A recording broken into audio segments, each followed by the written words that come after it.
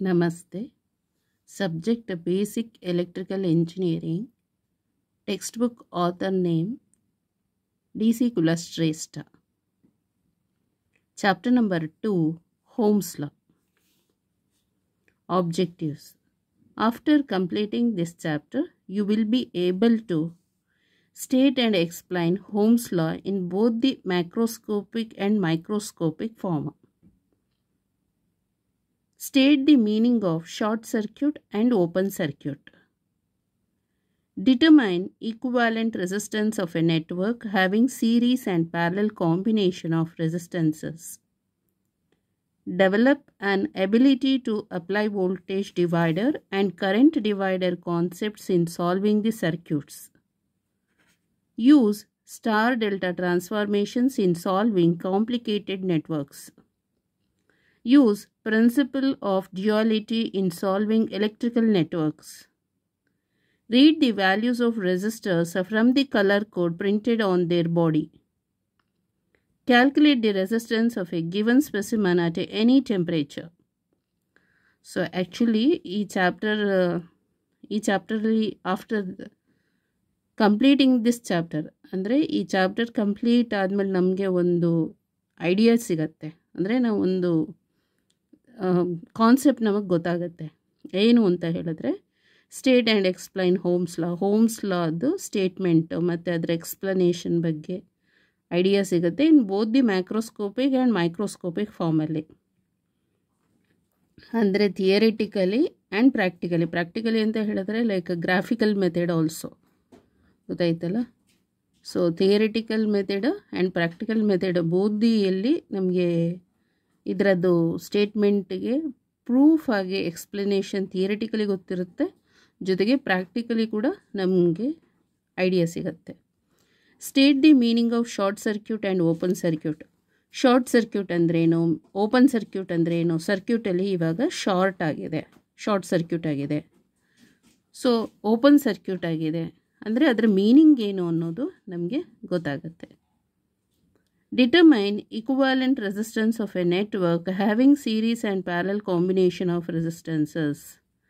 So ಈಗ resistances many resistances ಇರುತ್ತಲ್ಲ, fixed resistance ಅಥವಾ ಯಾವುದೇ ರೆಸಿಸ್ಟೆನ್ಸ್ ಆಗ್ಬೋದು, ಅದರಲ್ಲಿ ಸೀರೀಸ್ ಆಗಿ ಕನೆಕ್ಟ್ ಮಾಡ್ಕೊಂಡು ಹೋಗಿದ್ರೆ ರೆಸಿಸ್ಟೆನ್ಸಸ್ನ, ಅದರ್ವೈಸ್ ಪ್ಯಾರಲಲ್ ಆಗಿ ಕನೆಕ್ಷನ್ ಮಾಡಿದರೆ ಅದನ್ನು ಯಾವ ಥರ ಈಕ್ವಾಲೆಂಟ್ ರೆಸಿಸ್ಟೆನ್ಸ್, ಟೋಟಲಿ ರೆಸಿಸ್ಟೆನ್ಸ್ ಹೇಗೆ ಫೈಂಡ್ ಔಟ್ ಮಾಡಬೇಕು ಅನ್ನೋದು ನಮಗೆ ಗೊತ್ತಾಗುತ್ತೆ. ಅಂದರೆ ನಾವು ಅದರಲ್ಲಿ ಎಕ್ಸ್ಪ್ರೆಸ್ ಅಂದರೆ ಲೈಕ್ ಡಿರೈವೇಷನ್ ಹೇಗೆ ಅಂತ ಗೊತ್ತಾಗುತ್ತೆ.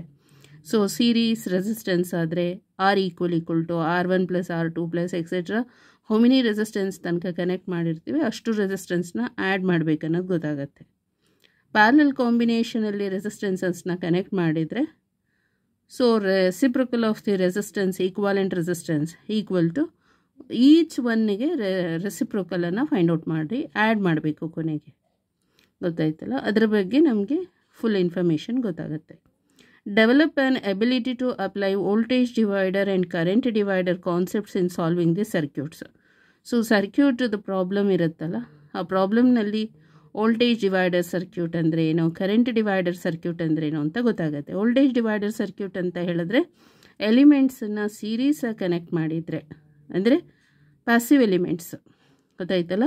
ಸೊ ಪ್ಯಾಸಿವ್ ಎಲಿಮೆಂಟ್ಸ್ ಅಂದರೆ ಈಗ ಎಕ್ಸಾಂಪಲ್ ಒಂದು ರೆಸಿಸ್ಟೆನ್ಸ್ ತೊಗೊಳ್ಳೋಣ. Actually passive components R resistance, inductance, capacitance, diodes etcetera.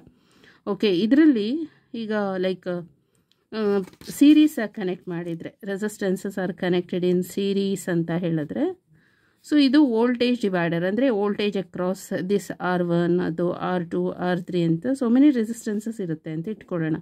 ಇಲ್ಲಿ ಒಂದು ವೋಲ್ಟೇಜ್ ಅಕ್ರಾಸ್ ಅಂದರೆ voltage drop across R1 is V1, voltage drop across R2 is V2, voltage drop across R3 is V3. So ಇದೆಲ್ಲ ಕೊನೆಗೆ ಏನಾಗುತ್ತೆ, ನಾವು ಇದನ್ನು voltage divider circuit ಅಂತ ಹೇಳ್ತೀವಿ. ಅಂದರೆ ಸೀರೀಸ್ ಸರ್ಕ್ಯೂಟನ್ನು ವೋಲ್ಟೇಜ್ ಡಿವೈಡರ್ ಸರ್ಕ್ಯೂಟ್ ಅಂತ ಗೊತ್ತಾಯ್ತಲ್ಲ. ಕರೆಂಟ್ ಡಿವೈಡರ್ ಅಂತ ಹೇಳಿದ್ರೆ when the resistances are when the elements are connected in parallel. So ಈ ಥರ ಪ್ಯಾರಲಲ್ ಆಗಿ ಕನೆಕ್ಟ್ ಮಾಡಿದರೆ ಇಲ್ಲಿ R1 ಅಂತ ಇಟ್ಕೊಳ್ಳೋಣ, this is R2 and this one is R3 and this one is R4.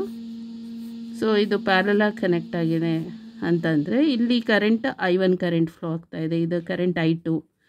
So this current I3, this current is I4. ಇದು branch current ಆಗಿ flow ಆಗ್ತಾ ಇದೆ. So total sum of current I equal to I1 plus I2 plus I3 plus I4.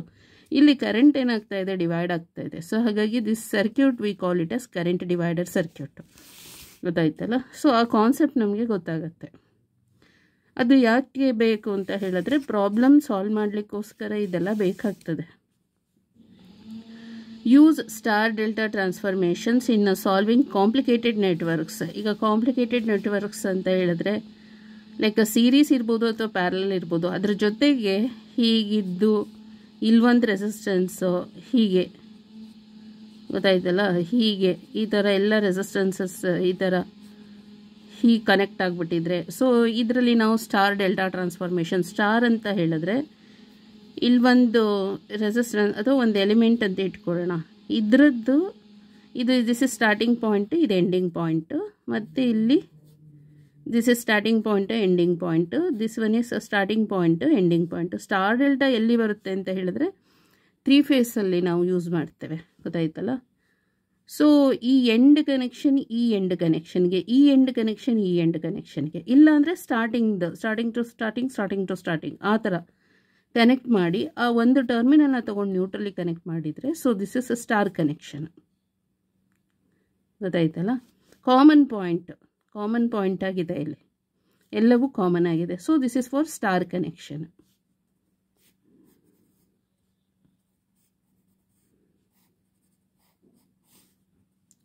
Starting ending, starting ending, starting ending. ಅದು ಹೇಗೆ ಹೇಳ್ತೀರಾ ಅಂತಂದರೆ, ಇದು 3 face supply ಅಂತ ಅಂದ್ಕೊಂಡ್ರೆ, ಇಲ್ಲಿ ನಾವು ಸಪ್ಲೈ ವೋಲ್ಟೇಜ್ ಅಪ್ಲೈ ಮಾಡಿದ್ದೀವಿ ಅಂದರೆ ಕರೆಂಟ್ ಇಲ್ಲಿ VR, ಇದು R terminal, Y terminal, B terminal. So VRY, this is VYB, and from here to here is VBR ಅಂತ ಇಟ್ಕೊಳ್ಳೋಣ. ಸೊ ಇಲ್ಲಿ ಕರೆಂಟ್ IR ಕರೆಂಟ್ ಫ್ಲೋ ಆಗ್ತಾ ಇದೆ ಸೀರೀಸ್ ಆಗಿ, ಅಂದರೆ ಇಲ್ಲಿ ಕರೆಂಟ್ ಎಂಟರ್ ಆಯಿತು ಈ ಟರ್ಮಿನಲಲ್ಲಿ, ಮತ್ತು ಇಲ್ಲಿ ಲೀವ್ ಆಯಿತು, ಮತ್ತು ಇಲ್ಲಿ IY ಕರೆಂಟ್ ಫ್ಲೋ ಆಗ್ತಾ ಇದೆ. ಸೊ ಕರೆಂಟ್ ಎಂಟರ್ ಆಗೋ ಪಾಯಿಂಟಿಗೆ ಸ್ಟಾರ್ಟಿಂಗ್ ಪಾಯಿಂಟು, ಲೀವ್ ಆಗೋ ಟರ್ಮಿಗೆ ಎಂಡ್ ಪಾಯಿಂಟ್ ಅಂತ ಇಟ್ಕೊಂಡ್ರೆ, ಸೊ ಎಲ್ಲ ಒಂದು ಕಾಮನ್ ಪಾಯಿಂಟ್ ಇಲ್ಲಿ ಕನೆಕ್ಟ್ ಆಯಿತು. ಇದನ್ನು ನ್ಯೂಟ್ರಲಿ ಕನೆಕ್ಟ್ ಮಾಡಿದ್ರೆ 4th ವೈಯರ್ ಆಗುತ್ತೆ. ಸೊ ಇಷ್ಟು 3 ವೈಯರ್ಸ್ ಇಲ್ಲೊಂದು ನ್ಯೂಟ್ರಲ್ದು ತಗೊಂಡಾಗ ಅದು 4th ವೈಯರ್ ಆಯಿತು, ಗೊತ್ತಾಯ್ತಲ್ಲ. ಸೊ ಹಾಗಾಗಿ ಇದು ಸ್ಟಾರ್ ಕನೆಕ್ಷನ್ ಅಂದರೆ ಸೀರೀಸಲ್ಲಿ ಬರುತ್ತೆ ಇದು. ಸೊ ಸೀರೀಸ್ ಕನೆಕ್ಷನ್ನು ಆಗುತ್ತೆ. ನೆಕ್ಸ್ಟ್ ಮತ್ತು ಇದಕ್ಕೆ ವೋಲ್ಟೇಜ್ ಡಿವೈಡರ್ ಅಂತಲೂ ಹೇಳ್ತೀವಿ, ಯಾಕಂದರೆ ಇಲ್ಲೊಂದು ವೋಲ್ಟೇಜ್ ಆಯಿತು, ಇಲ್ಲೊಂದು ವೋಲ್ಟೇಜ್ ಆಯಿತು, ಇಲ್ಲೊಂದು ವೋಲ್ಟೇಜ್ ಆಯಿತು. ಈಗ ಡೆಲ್ಟಾ ಅಂತ ಹೇಳಿದ್ರೆ ಇದೇ ಸರ್ಕ್ಯೂಟ್ ಇರುತ್ತಲ್ಲ, ಇದು ಸರ್ಕ್ಯೂಟ್ ಹೀಗೆ 3 ವೈಯರ್ಸ್ ಇರುತ್ತೆ ಅಂತ ಇಟ್ಕೊಳ್ಳೋಣ, ಅಥವಾ 3 ಎಲಿಮೆಂಟ್ಸ್ ಇರುತ್ತೆ. Starting point ending point, starting point ending point, starting point ending point. ಈ ಎಂಡ್ ಪಾಯಿಂಟು ಸ್ಟಾರ್ಟಿಂಗಿಗೆ ಕನೆಕ್ಟ್ ಮಾಡೋದು, ಅದಾಯ್ತಲ್ಲ. ಮತ್ತು ಈ ಎಂಡ್ ಪಾಯಿಂಟ್ನ ಸ್ಟಾರ್ಟಿಂಗಿಗೆ ಕನೆಕ್ಟ್ ಮಾಡೋದು. ಅಂದರೆ ಈಗ ಕರೆಂಟ್ ಇಲ್ಲಿ ಫ್ಲೋ ಆಯಿತು, ಇದು ಸ್ಟಾರ್ಟಿಂಗ್ ಬಂತು, ಇಲ್ಲಿಂದ this is the starting point ಆಯಿತು, ಇಲ್ಲಿ ಎಂಡ್ ಪಾಯಿಂಟ್ ಆಗಿದೆ, ಮತ್ತು ಇಲ್ಲೊಂದು ಇರುತ್ತೆ. ಸೊ ಇದು IR ಅಂತ ಇಟ್ಕೊಂಡ್ರೆ ದಿಸ್ ಇಸ್ R, ಇದು Y, ಇದು IY. ಇಲ್ಲಿ ಏನಾಗ್ತಾ ಇದೆ, ಇದು ಸ್ಟಾರ್ಟಿಂಗ್ ಪಾಯಿಂಟ್ ಆಗುತ್ತೆ, ಇಲ್ಲಿ ಎಂಡ್ ಪಾಯಿಂಟ್ ಆಗ್ತಾ ಇದೆ. ಮತ್ತು ಇಲ್ಲಿ ಏನಾಗ್ತಾ ಇದೆ, ಇಲ್ಲಿ ಕರೆಂಟ್ B ಕನೆಕ್ಷನ್ ಆಯಿತು. So this is IB current. ಈ IB ಕರೆಂಟ್ ಇಲ್ಲಿ ಫ್ಲೋ ಆಗ್ತಾ ಇದೆಯಲ್ಲ, ಇದು ಸ್ಟಾರ್ಟಿಂಗ್ ಪಾಯಿಂಟ್ ಅಂತ ಅಂದ್ಕೊಂಡ್ರೆ, ಅಂದರೆ ಡಿವೈಡ್ ಆಗುತ್ತೆ ಕರೆಂಟ್, ಇಲ್ಲಿ ಒಂದು ಕರೆಂಟ್ ಇಲ್ಲಿ ಒಂದು ಕರೆಂಟ್ ಡಿವೈಡ್ ಆಗ್ತದೆ. ಸ್ಟಾರ್ಟಿಂಗ್ದು ಇದು ಎಂಡಿಂಗ್ದು, ಅಂದರೆ ಸ್ಟಾರ್ಟಿಂಗ್ ಪಾಯಿಂಟ್ ಇಲ್ಲಿದೆ, ಓಕೆ, ಎಂಡ್ ಪಾಯಿಂಟಿಗೆ ಕನೆಕ್ಟ್ ಆಗೋದು. ಸ್ಟಾರ್ಟಿಂಗಿಂದ ಎಂಡ್ ಪಾಯಿಂಟಿಗೆ, ಎಂಡ್ ಪಾಯಿಂಟ್ದು ಸ್ಟಾರ್ಟಿಂಗ್ ಪಾಯಿಂಟಿಗೆ ಈ ಥರ ಕನೆಕ್ಟ್ ಆದರೆ ಗೊತ್ತಾಯ್ತಲ್ಲ. So this is delta connection system. ಇದು ಇಲ್ಲಿ ಏನಾಯಿತು, ಕರೆಂಟ್ ಡಿವೈಡ್ ಆಗ್ತಾ ಇದೆ, ಗೊತ್ತಾಯ್ತಲ್ಲ. ಸೊ ಕರೆಂಟ್ ಡಿವೈಡರ್ ಸರ್ಕ್ಯೂಟ್ ಅಥವಾ ಪ್ಯಾರಲಲ್ ಕನೆಕ್ಷನ್ ಅಂತ ಕೂಡ ಹೇಳ್ತೀವಿ ಇದರಲ್ಲಿ. So use star delta transformation ಅಂದರೆ star to delta transformation formula change ಆಗಿರುತ್ತೆ. ಸ್ಟಾರಿಗೆ Y ಕನೆಕ್ಷನ್ ಅಂತಲೂ ಹೇಳ್ತೀವಿ, Y ಟು ಡೆಲ್ಟಾ.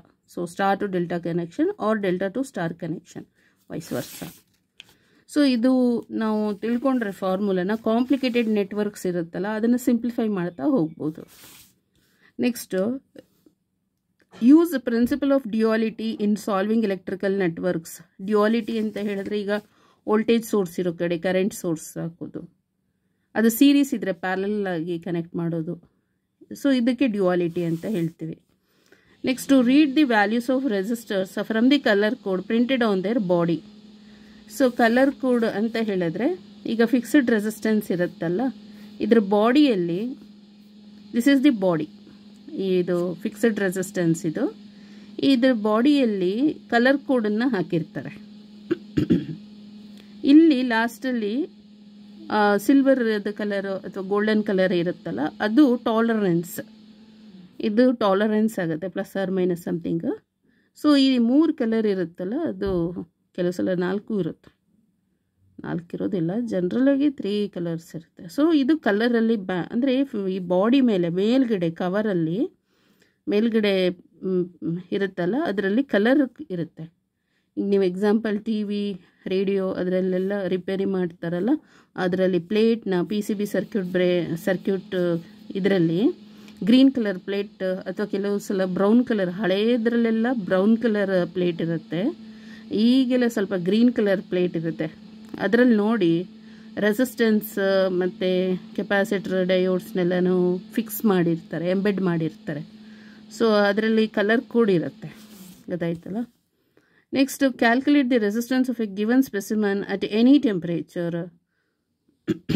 ಇಲ್ಲಿ calculate the resistance of a given specimen at any temperature. So ಯಾವುದೇ ಟೆಂಪರೇಚರಲ್ಲಿ ರೆಸಿಸ್ಟೆನ್ಸ್ ಎಷ್ಟಾಗುತ್ತೆ ಅನ್ನೋದನ್ನು ಕ್ಯಾಲ್ಕುಲೇಟ್ ಮಾಡ್ಬೋದು. ಅದನ್ನು ಕೂಡ ನಾವು ಫೆಮಿಲರೈಸ್ ಆಗ್ತೇವೆ. ಈಗ first coming to the 2.1 article. So article number 2.1ಗೆ ಬರೋಣ ಆಯಿತಾ, ಏನು ಅದ್ರ ಬಗ್ಗೆ ನೋಡೋಣ.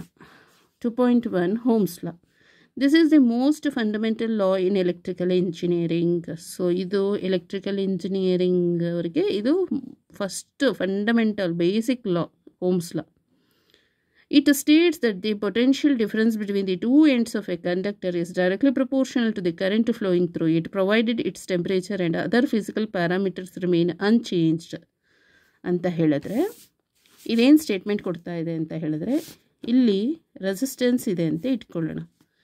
ಸೊ ಪೊಟೆನ್ಷಿಯಲ್ ಡಿಫರೆನ್ಸ್ ಏನಾಗ್ತಾ ಇದೆ ಇಲ್ಲಿ PD, potential difference across the 2 ends of the conductor, ಗೊತ್ತಾಯ್ತಲ್ಲ. Resistance potential difference between the 2 ends of a conductor, ಅಂದರೆ potential difference ಅಂದರೆ V.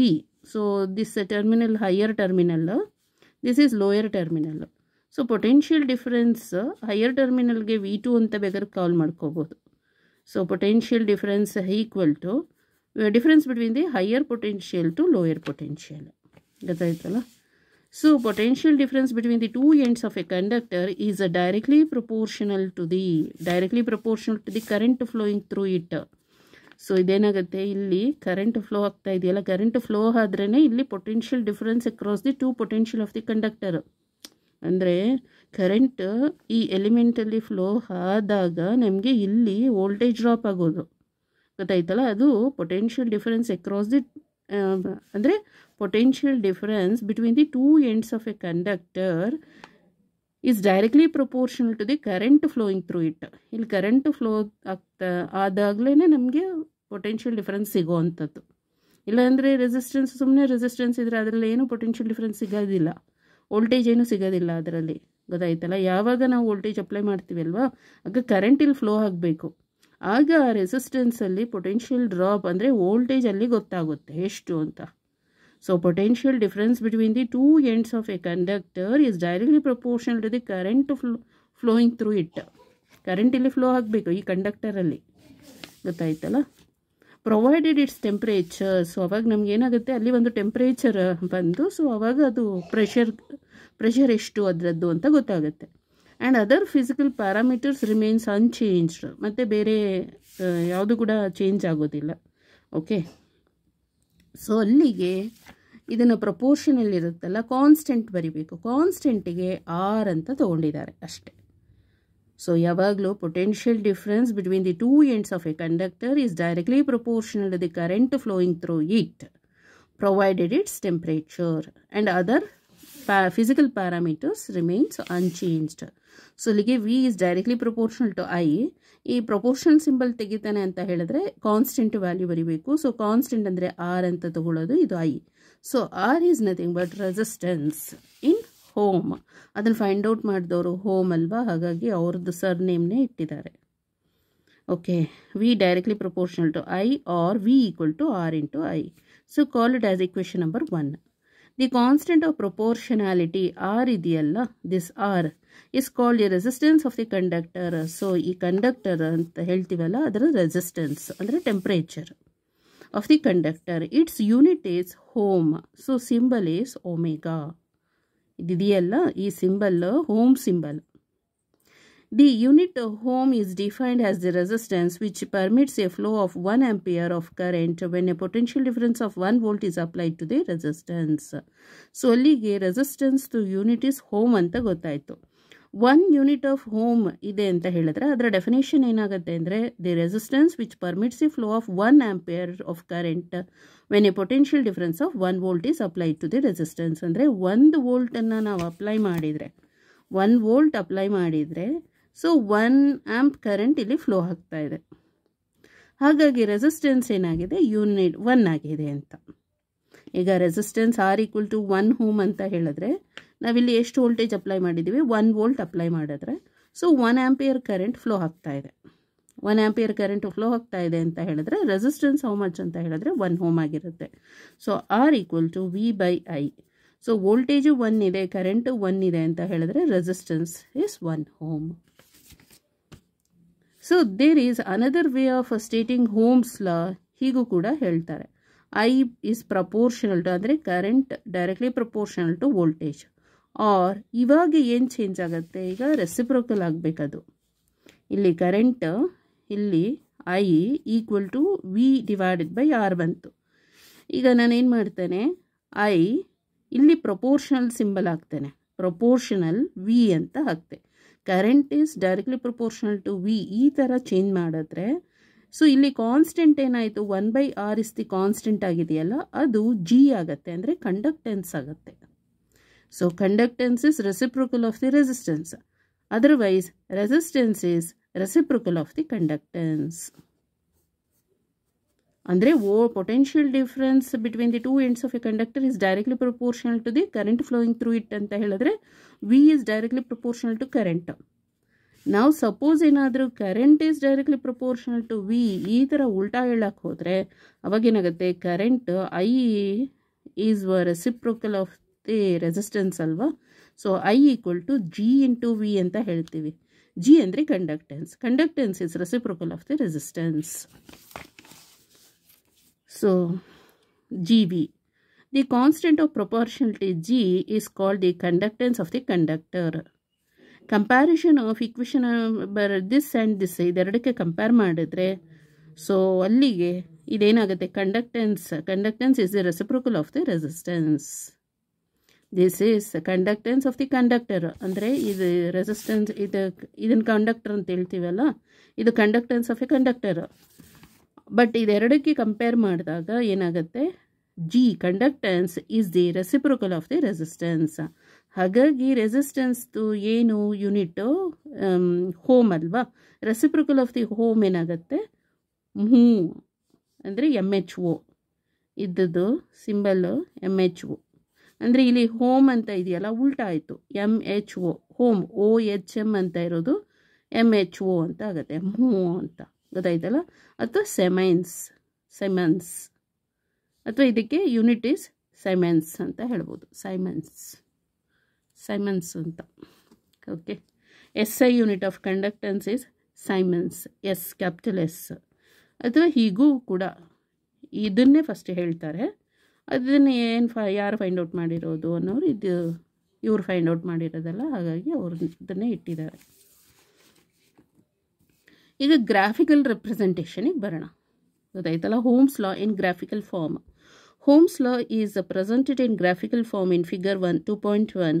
The voltage is shown as independent variable cause and current as dependent variable effect ಅಂತ ಹೇಳಿದ್ರೆ, independent variable ಅಂದರೆ ಕಾಸ್ ಇವಾಗ ನಾವು apply ಮಾಡ್ತಾ ಇದ್ದೀವಿ, ಗೊತ್ತಾಯ್ತಲ್ಲ, ದಟ್ ಈಸ್ ಇಂಡಿಪೆಂಡೆಂಟ್ ವೇರಿಯೇಬಲ್ ಆಗಿರುತ್ತೆ. ಅದರ ಎಫೆಕ್ಟ್ ಔಟ್ಪುಟ್ ಏನಾಗುತ್ತೆ ಅನ್ನೋದು ನಾವು ಅಬ್ಸರ್ವ್ ಮಾಡ್ತೀವಲ್ಲ ಕರೆಂಟಿಂದ ಗೊತ್ತಾಗುತ್ತೆ. So that is dependent variable ಆಗುತ್ತೆ. ಅಂದರೆ ಕರೆಂಟ್ ನಮಗೆ ವೇರಿಯೇಷನ್ ಆಗೋದು ವೋಲ್ಟೇಜ್ ಮೇಲೆ. ವೋಲ್ಟೇಜ್ ನಾವು ಎಷ್ಟು ಸಪ್ಲೈ ಕೊಟ್ಟಿರ್ತೀವಿ ಅಷ್ಟು ಮೇಲೆ ಕರೆಂಟು ಇಟ್ ಡಿಪೆಂಡ್ಸ್. ಗೊತ್ತಾಯ್ತಲ್ಲ?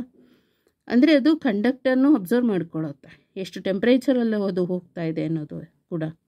The slope of the line is the reciprocal of resistance. So slope of the line ಏನಾಗ್ತಾ ಇದೆ, ರೆಸಿಪ್ರೋಕಲ್ ಆಫ್ ದಿ ರೆಸಿಸ್ಟೆನ್ಸ್ ಆಗ್ತಾ ಇದೆ. ಬಿಕಾಸ್ ಐ ಅದೇ ತಾನೇ ಬಂದಿರೋದು, ಹಾಗಾಗಿ. ಆ್ಯಂಡ್ ಇಸ್ ಕಾಲ್ಡ್ ಕಂಡಕ್ಟೆನ್ಸ್ ಅಂತ ಹೇಳ್ತೇವೆ.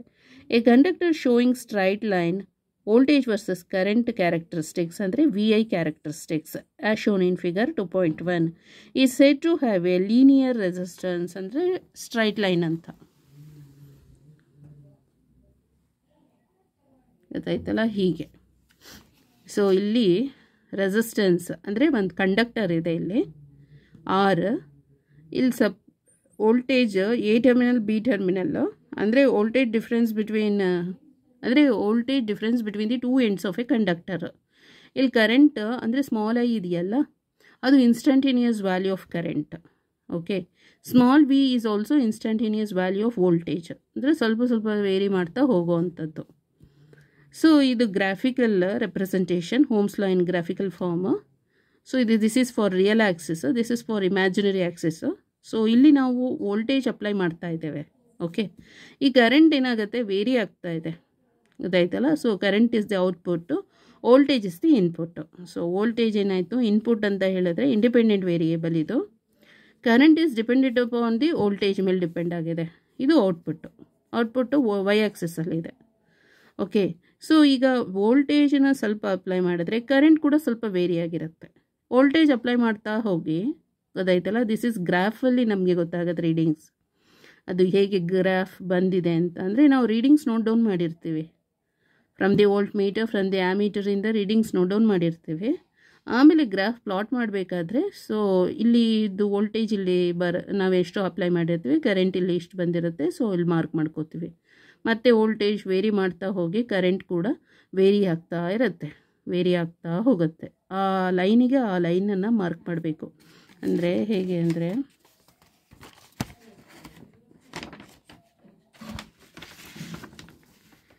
ಇಲ್ಲಿ ವೋಲ್ಟೇಜ್ ರೀಡಿಂಗ್ಸ್, ಕರೆಂಟ್ ರೀಡಿಂಗ್ಸ್ ತೊಗೊಳ್ತಾ ಹೋಗ್ತಾ ಇರ್ತೀವಿ ಅಲ್ವಾ? ಸೊ ಇಲ್ಲಿ ಗ್ರಾಫ್ ಹೇಗೆ ಮಾಡಬೇಕು ಅಂತ ಹೇಳಿದ್ರೆ ವೋಲ್ಟೇಜ್ ಇದು ಕರೆಂಟ್ ಅಂತ, ಇಲ್ಲಿ current. Okay, so instantaneous value, ಇದು ಇನ್ಸ್ಟಂಟೇನಿಯಸ್ ವ್ಯಾಲ್ಯೂ. ಸೊ ಇಲ್ಲಿ ಎಷ್ಟು ಲೈಕ್ 0.1 ಅಂತ ಇಟ್ಕೊಳ್ಳೋಣ. 0.1ಗೆ ಇದು ಕೂಡ ಇಲ್ಲಿ ನಾವು ಸೇಮ್ ಟು ಸೇಮ್ ಇದ್ದರೆ 0.1 ಇದ್ದರೆ ಸೊ ಅವಾಗ ಏನಾಗುತ್ತೆ ಇಲ್ಲಿ ಮಾರ್ಕ್ ಮಾಡ್ಕೋಬೇಕು. ಸೊ ಕರೆಕ್ಟ್ ಆಯ್ತಲ್ಲ? ಹೀಗೆ. ನೆಕ್ಸ್ಟ್ ಇಲ್ಲಿ 0.2 ಅಂತ ಇಟ್ಕೊಳ್ಳೋಣ. ಸೊ ಇಲ್ಲಿ ಕೂಡ 0.2ನಲ್ಲೇ ಅದು ಬಂದಿದೆ. ಸ್ವಲ್ಪ ಬೇಕಾದ್ರೂ ಡಿಫ್ರೆನ್ಸ್ ಬರ್ಬೋದು, 0.199 ಅಂತಲೂ ಬರ್ಬೋದು, ಹೇಳೋಕ್ಕಾಗಲ್ಲ. ಗೊತ್ತಾಯ್ತಲ್ಲ? ಸೊ ನೆಕ್ಸ್ಟ್ ಇಲ್ಲಿ 0.3ಗೆ ಇಲ್ಲೂ ಕೂಡ 0.3 ಅಥವಾ 0.29 ಅಂತ ಬರ್ಬೋದು, ಅಥವಾ 0.198 ಅಂತ ಬರ್ಬೋದು. ಗೊತ್ತಾಯ್ತಲ್ಲ?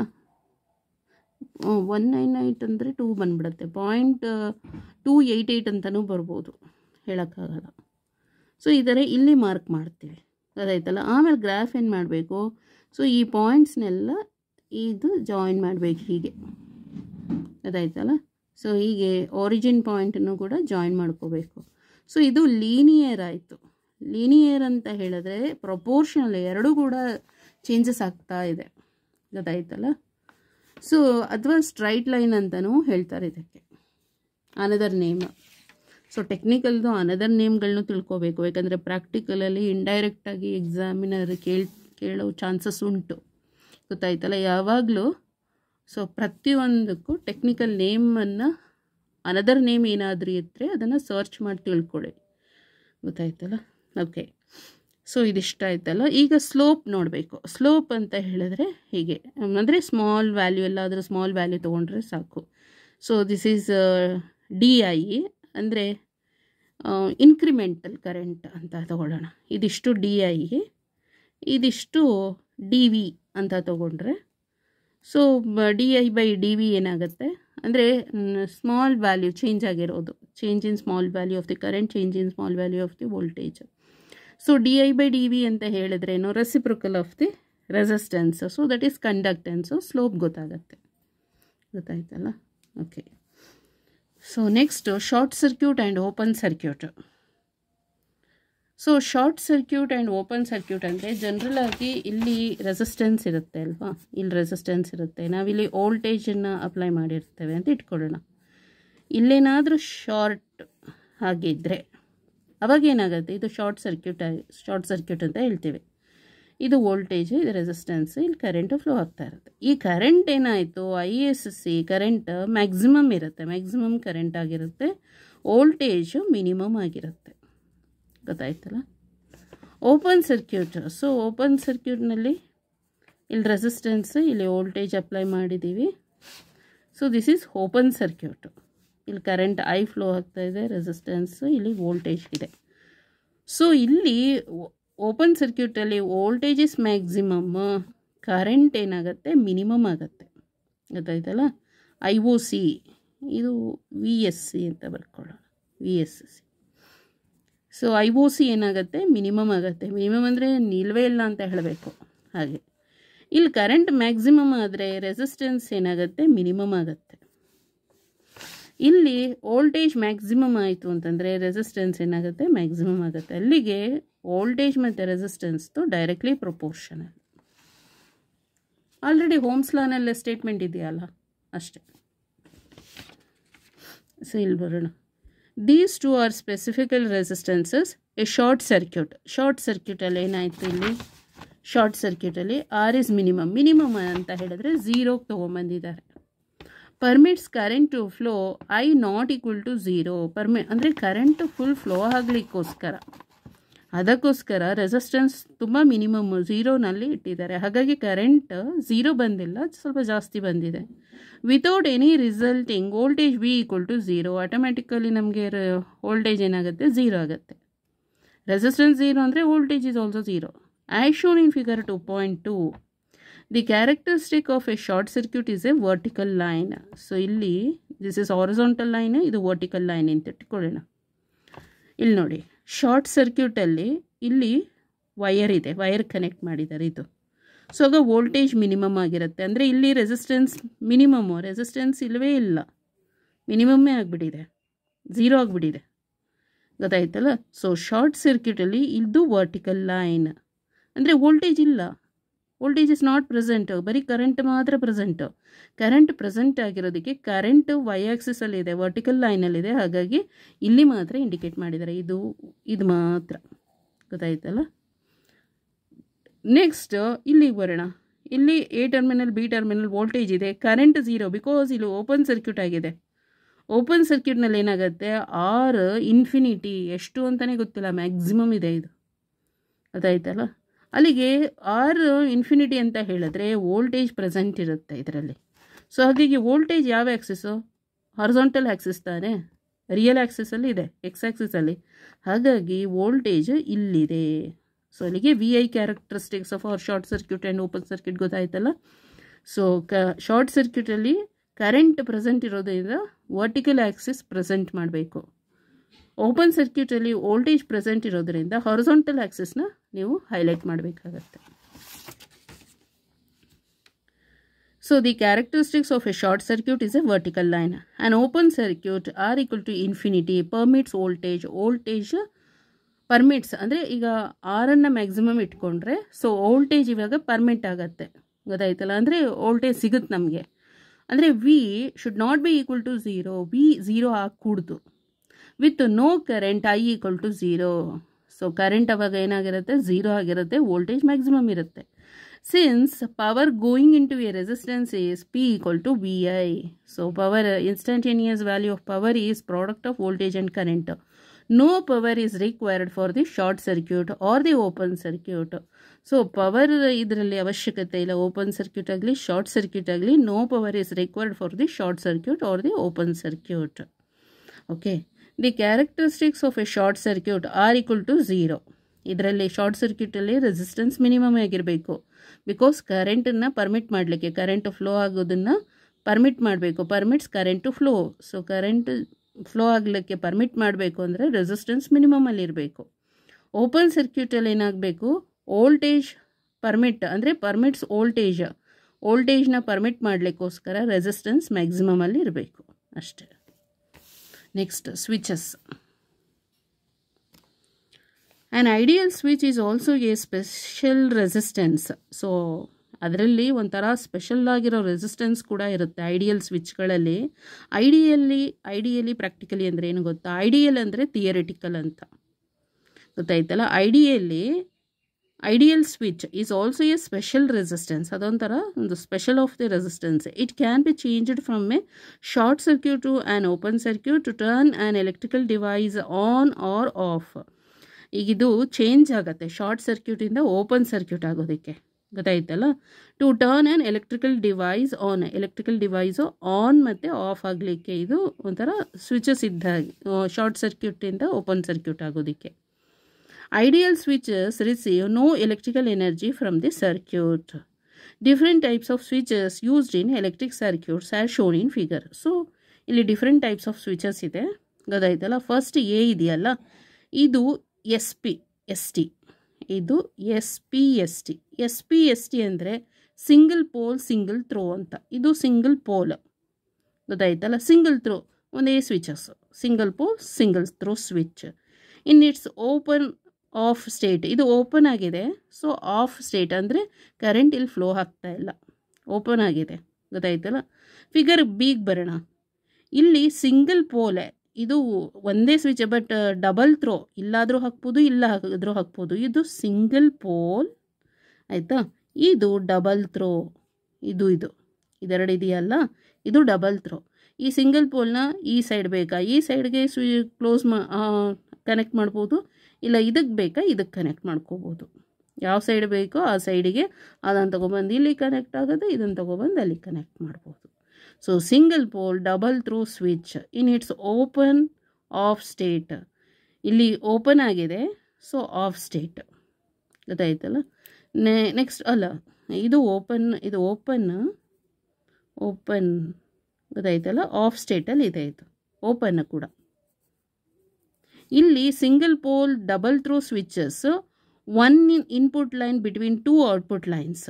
ಅಂದರೆ ಇದು one input line between two output lines. ಇದು ಸಿಂಗಲ್ ಇನ್ಪುಟ್ಟು, ಔಟ್ಪುಟ್ ಏನಾಗಿದೆ, ಡಬಲ್ ಆಗಿದೆ. ಇಲ್ಲಿ ಕರೆಂಟ್ ಫ್ಲೋ ಆಗ್ತಾ ಇದೆ, ಇಲ್ಲಿ ಫ್ಲೋ ಆಗ್ತಾ ಇಲ್ಲ. ಇದು ಓಪನ್ ಆಗಿದೆ, ಇದು ಶಾರ್ಟ್ ಆಗಿದೆ. ದಿಸ್ ಇಸ್ ಆಫ್ ಆಗಿದೆ, ಇದು ಆನ್ ಆಗಿದೆ, ಕರೆಂಟ್ ಇಲ್ಲಿ ಫ್ಲೋ ಆಗ್ತಾ ಇದೆ. So this is short circuit, ಇಲ್ಲಿ ಓಪನ್ ಸರ್ಕ್ಯೂಟ್ ಆಗಿದೆ. ಎಲ್ಲಿ ಬೇಕು ನಮಗೆ ಕರೆಂಟ್ ಯಾವ ಸೈಡಿಗೆ ಬೇಕೋ ಆ ಸೈಡಿಗೆ ಸ್ವಿಚಸ್ ಹಾಕ್ಕೊಡೋದು. ನೆಕ್ಸ್ಟ್ ಥರ್ಡ್ ಒನ್ನಿಗೆ ಬರೋಣ. ಇದೆರಡು double pole. So double pole, ಇದು double throw, double pole double throw switches, double pole single throw switches.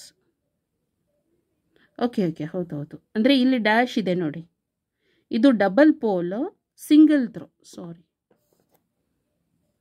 ಇನ್ನೂ ಒಂದಿದೆ double pole double throw switches. Okay, double pole single throw switches ಅಂದರೆ ಒಂದೇ ಸಲ ಹಾಕುವಂಥದ್ದು.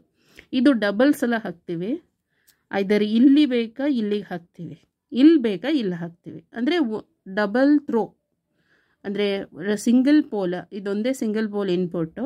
ಇದು ಇಲ್ಲೊಂದು ಸಲ ಹಾಕೋದಕ್ಕೆ ಒನ್ ಟೈಮ್ ಆಯಿತು, ಇನ್ನೊಂದು ಸಲ ಇಲ್ಲಿಗೆ ಹಾಕೋದಕ್ಕೆ ಇನ್ನೊಂದು ಟೈಮು, ಅಂದರೆ ಡಬಲ್ ಥ್ರೋ ಆಯಿತು. ಇದೆರಡು ಇಲ್ಲಿ ಲಿಂಕ್ ಇದೆ, ಗೊತ್ತಾಯ್ತಲ್ಲ. ಎರಡು ಹೇಗಿರುತ್ತೆ ಅಂದರೆ ಹೀಗಿರುತ್ತಲ್ವ, ಇದನ್ನು ತೊಗೊಂಡು ಬಂದು ಇಲ್ಲಿ ಕನೆಕ್ಷನ್ ಇರುತ್ತಲ್ಲ, ಆ ಕನೆಕ್ಷನಿಗೆ ಇದನ್ನು ಕೂರಿಸೋದು ಹೀಗೆ. ಸಿಂಗಲ್ ಥ್ರೋಯಿಂದ ಡಬಲ್ ಥ್ರೋಯಿಂದ ಸಿಂಗಲ್ ಥ್ರೋ ಸ್ವಿಚ್ಚಿಗೆ, ಅಂದರೆ ಒಂದೇ ಸಲ ತೊಗೊಬಂದು ಕ್ಲೋಸ್ ಮಾಡ್ತೀವಿ. ಡಬಲ್ ಪೋಲ್ ಅಂದರೆ ಈ ಥರ ಇರುತ್ತೆ ಹೀಗೆ, ಗೊತ್ತಾಯ್ತಲ್ಲ. ಇಲ್ಲಿ ಹೀಗೆ ಹಿಡಿ ಇರುತ್ತೆ, ಇಲ್ಲಿ ಈ ಥರ ಓಪನ್ ಥರ ಇರುತ್ತೆ, ಗೊತ್ತಾಯ್ತಲ್ಲ. ಇದನ್ನು ತೊಗೊಂಡು ಬಂದು ಇಲ್ಲಿ ಕೂರಿಸ್ಬೋದು ಒಂದೇ ಸಲನೇ. ಸೊ ಇದು ಡಬಲ್ ಪೋಲ್ ಆಗುತ್ತೆ, ಸಿಂಗಲ್ ಥ್ರೋ ಆಗುತ್ತೆ, ಗೊತ್ತಾಯ್ತಲ್ಲ. ಇದು single throw switch. The dashed line indicates mechanical coupling between the two components of the switches. ಅಂತ. ಸೊ ಇಲ್ಲಿ ಡಾಟೆಡ್ ಲೈನ್ ಇದೆಯಲ್ಲ, ಇಂಡಿಕೇಟ್ಸ್ ಮೆಕ್ಯಾನಿಕಲ್ ಕಪ್ಲಿಂಗ್. ಇದನ್ನು mechanically coupling between the 2 components of the switches. ಹಾಗಾಗಿ ಇದು double pole single throw switches. Okay, ಇಷ್ಟು types of ಇದೆ. ಒಂದು SPST, ಇನ್ನೊಂದು SPDT single pole double throw, ಇನ್ನೊಂದು DPST double pole single throw. DPDT ಇಲ್ಲ. Okay, DPST double pole single throw switches. Okay, thank you so much.